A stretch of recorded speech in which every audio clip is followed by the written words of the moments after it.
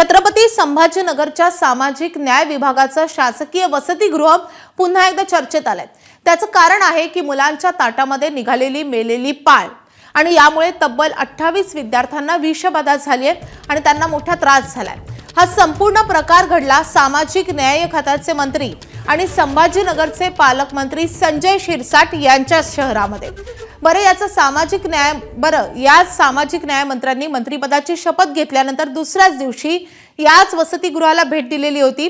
इथल्या अधिकाऱ्याला वसतिगृहाची दुरावस्था पाहून त्यांनी धारेवरही धरलं होतं।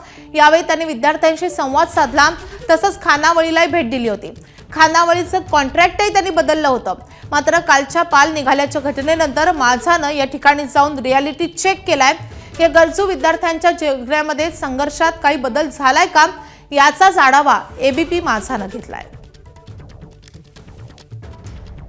पालकमंत्री आल्यानंतर लिफ्टची जी अवस्था होती अगदी तशीच आहे, यात काहीही बदल झाला नाही। काही काम करण्याचा प्रयत्न केला, मात्र ते आजही या ठिकाणी ही लिफ्ट पालकमंत्री आले त्यावेळी ज्या अवस्थेत होती त्याच अवस्थेत आहे।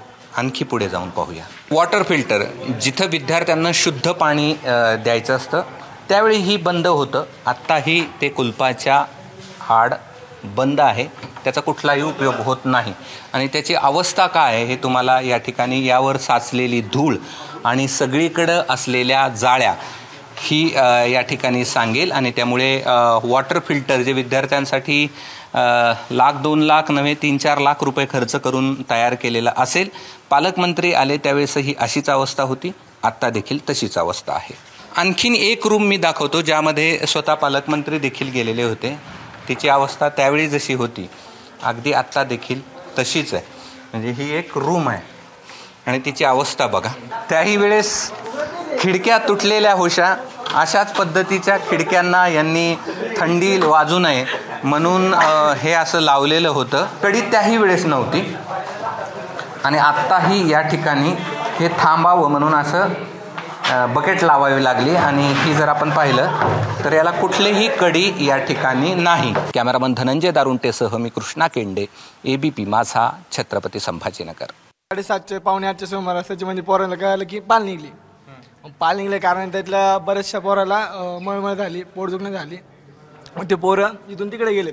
जवळपास त्या टाइमला 80% पोरं हे जेवले होते मेसमध्ये। म्हणजे बऱ्याचपैकी पोराचं पोट दुखणं मळमळ त्यांना सुरू झाली। पालकमंत्री साहेब आले होते, फक्त 1 महिना चालले त्यांच्या याच्यावर, नंतर परत तसं झालं। जेव्हा पालकमंत्री आले होते त्या टाइमला सगळ्याला त्यांचा ड्रेस कोड दिला होता, सगळ्याला वरती ते कॅप आणि ते सगळं अंगावर घालत होतं। आता जाऊन बघ कोणाच्याच अंगामध्ये काहीच नाही, डोक्यात नाही। आता याच्यात खडा निघला, डबल तिथे ताट त्याच्यात केस निघला। पालकमंत्री वगैरे आल्या का 15 दिवस सगळे सिस्टम चालते, 15 दिवसानंतर बस जैसे ते।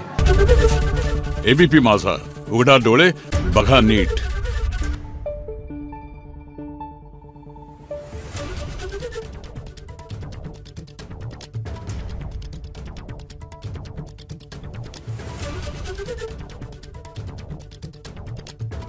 Thank you.